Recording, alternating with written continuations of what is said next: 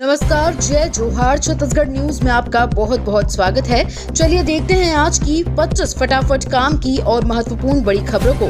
पर इससे पहले आप वीडियो को कहां से देख रही हैं, कमेंट में बताना बिल्कुल ना भूलें।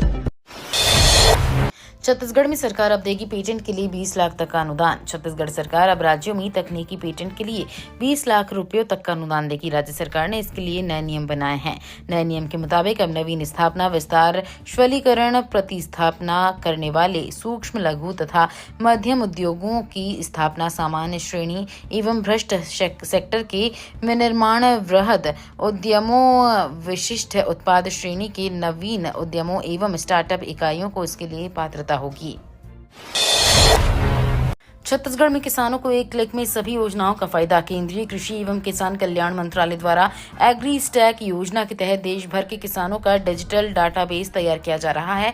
इसके अंतर्गत छत्तीसगढ़ में अब तक 2.64 लाख किसानों का पंजीयन किया जा चुका है तथा 2.63 लाख किसानों को किसान IED जारी किया गया है। छत्तीसगढ़ में इस योजना के तहत किसानों का पंजीयन करने में बलौदाबाजार, कोंडागांव, गरियाबंद, बालोद और महासमुंद 5 टॉप जिलों में शामिल है। छत्तीसगढ़ के खिलाड़ियों को मिलेगा ओलंपिक स्तर का प्रशिक्षण, जल्द आएगी IOA की टीम। छत्तीसगढ़ में खेल और खिलाड़ियों के विकास के लिए सीएम विष्णुदेव साय भारतीय ओलंपिक संघ के अध्यक्ष PT उषा से मुलाकात की। दोनों के बीच चर्चा में छत्तीसगढ़ में खेलों के विकास, युवा खिलाड़ियों के प्रशिक्षण, खेल अधोसंरचना की सुदृढ़ीकरण और ओलंपिक स्तर की प्रतिस्पर्धाओं के लिए राज्य की तैयारियां प्रमुख मुद्दा रहा। सीएम साय ने बताया कि खेल प्रतिभाओं को राष्ट्रीय और अंतर्राष्ट्रीय स्तर पर पहचान दिलाने के लिए सरकार लगातार काम कर रही है। छत्तीसगढ़ में धर्मांतरण को रोकने कड़े कदम उठाएगी सरकार। छत्तीसगढ़ सरकार राज्य में जबरन धर्मांतरण को रोकने के लिए पहले से ही सख्त कानून को लागू कर रही है। मुख्यमंत्री विष्णुदेव साय ने कहा कि जो भी संगठन, व्यक्ति या संस्थान इस तरह की गतिविधियों में लिप्त पाए जाएंगे, उनके खिलाफ कानूनी कार्रवाई होगी। मुख्यमंत्री साय ने यह भी कहा कि छत्तीसगढ़ की सरकार सभी धर्मों का सम्मान करती है और राज्य में सांप्रदायिक सौहार्द बनाए रखना उसकी सर्वोच्च प्राथमिकता रहेगी। छत्तीसगढ़ में बढ़ेंगी रेल सुविधाएं। नवा रायपुर में 60 एकड़ में बनेगा ट्रेन वॉशिंग स्टेशन। नवा रायपुर के केंद्रीय स्टेशन के पास रेलवे का वॉशिंग स्टेशन बनेगा। इसके लिए 60 एकड़ जमीन का चयन कर लिया गया है।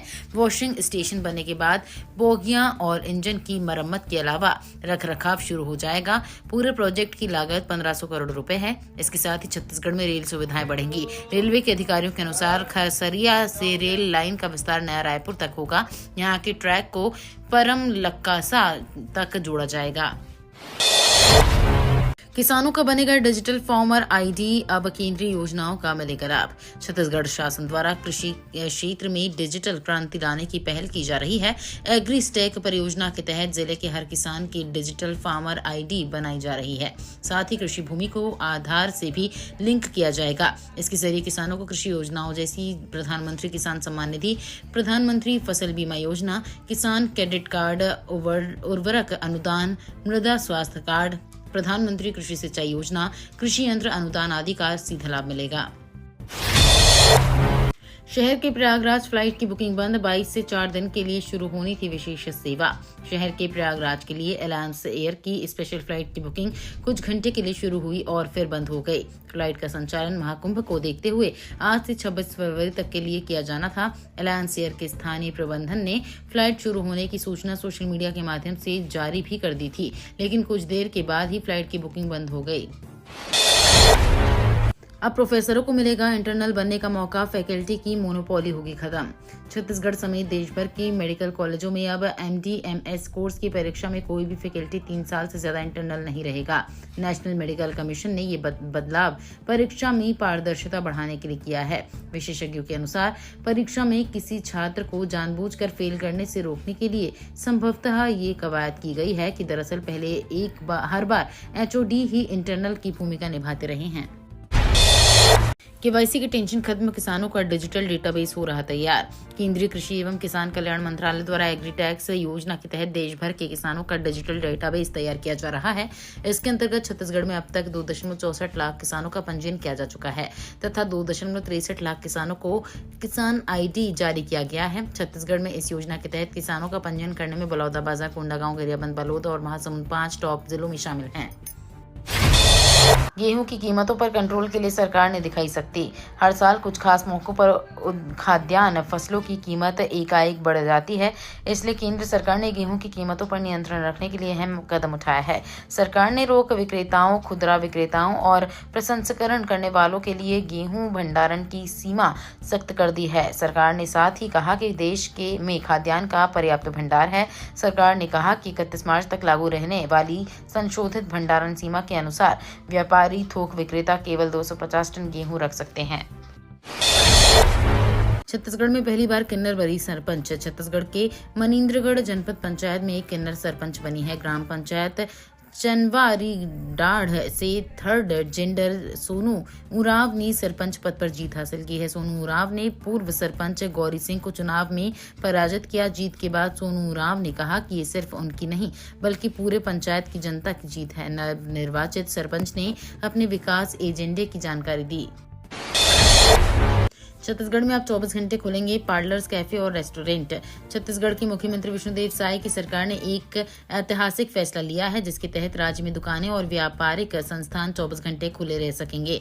इस पहल का उद्देश्य राज्य के छोटे और मध्यम व्यापारियों को लाभ पहुंचाना है और प्रदेश के आर्थिक विकास को गति देना है। ये फैसला कैबिनेट मंत्री लखनलाल देवांगन द्वारा घोषित किया गया, जिन्होंने कहा महिलाओं को भी रात में काम करने की अनुमति दी जाएगी।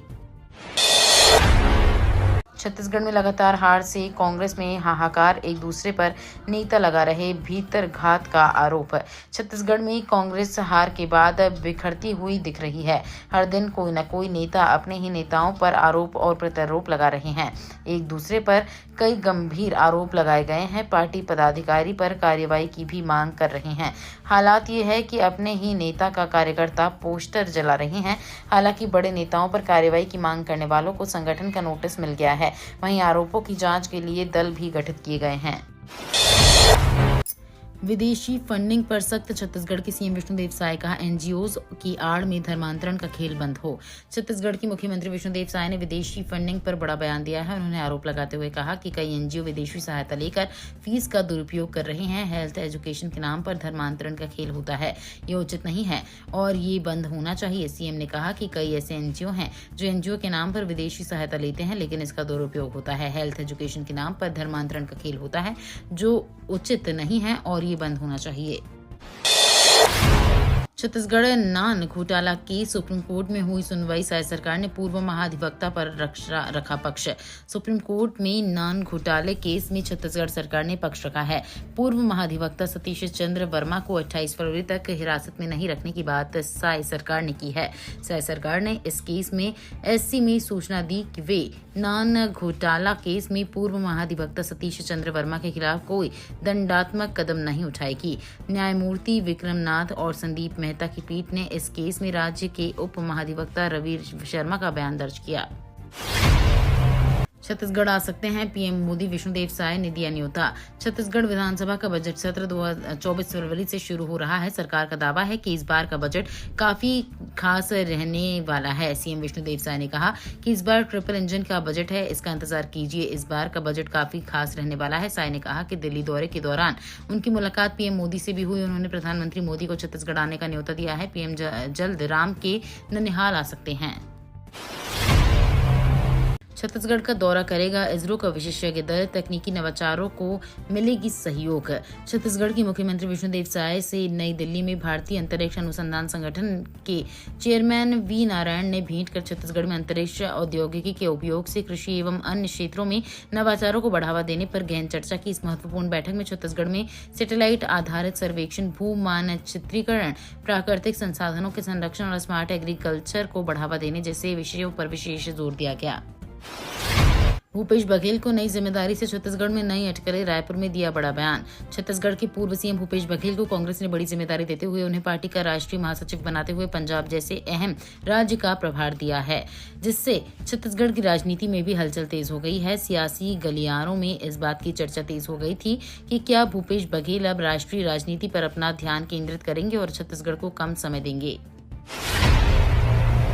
हर शराब दुकानों में 1.5 लाख रुपए की बिक्री अनिवार्य। जांजगीर चांपा जिले में सरकारी शराब बिक्री में लक्ष्य से काफी दूर चल रहा है। इसकी प्रमुख वजह यह है कि महुआ शराब का कारोबार बड़ी तादाद में हो रहा है। इसके कारण राजस्व का लक्ष्य पूर्ति करने में आबकारी विभाग पिछड़ रहा है। वर्तमान हालात को देखते हुए जिले के 48 सरकारी शराब दुकानों में हर रोज 70 लाख रुपए की शराब बिक्री करनी होगी, यानी हर शराब दुकानों में 1.5 लाख रुपए की बिक्री अनिवार्य है।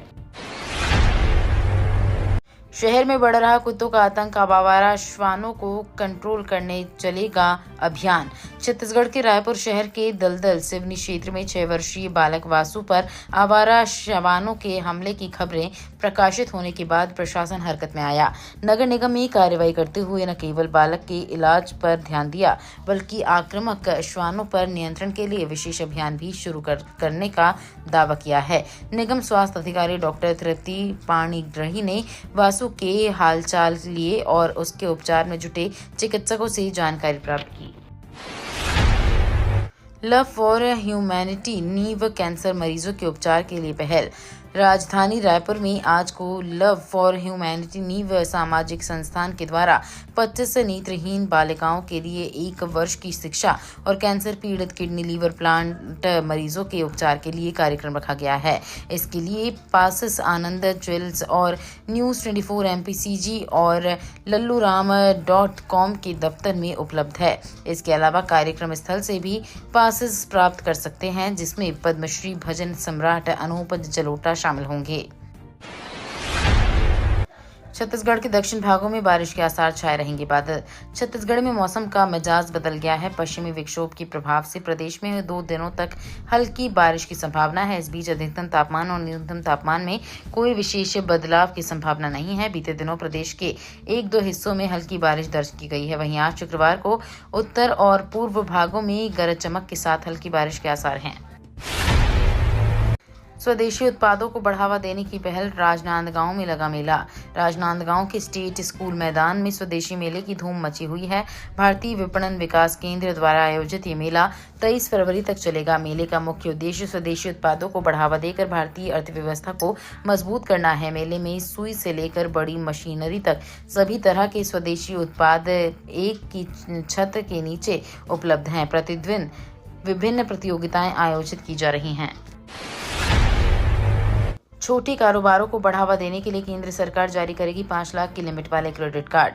केंद्र सरकार द्वारा देश के लोगों को आर्थिक मदद करने के लिए कई तरह की योजनाएं चलाई जा रही हैं। साथ में सरकार समय समय पर कई नई योजनाओं की भी घोषणा करती रहती है, जिससे देश के गरीब लोगों की आर्थिक मदद की जा सके। इन योजनाओं में कई ऐसी योजनाएं भी शामिल हैं जो लोगों को कारोबार शुरू करने के लिए आर्थिक मदद करती है। अब मोदी सरकार जल्द ही छोटे उद्योगों के लिए नए क्रेडिट कार्ड लॉन्च करने वाली है। JEE नीट और UPSC की फ्री कोचिंग अब केंद्र सरकार कराएगी। नेशनल टेस्टिंग एजेंसी ने JEE मेंस 2025 और नीट 2025 की तारीखें जारी कर दी हैं। नीट 2025 की परीक्षा 4 मई को होनी है। वहीं JEE मेन 2025 का पहला सत्र हो चुका है और दूसरा सत्र अप्रैल में शुरू होना है। CBSE बोर्ड CISCE या किसी भी दूसरे स्टेट बोर्ड से साइंस स्ट्रीम में 12वीं बोर्ड परीक्षा पास कर चुके या करने वाले स्टूडेंट JEE और नीट की परीक्षा में भाग ले सकते हैं। ये तो थी आज की बड़ी खबरें। अगर आपको न्यूज पसंद आई हो तो वीडियो को लाइक और शेयर करना बिल्कुल ना भूलें। धन्यवाद।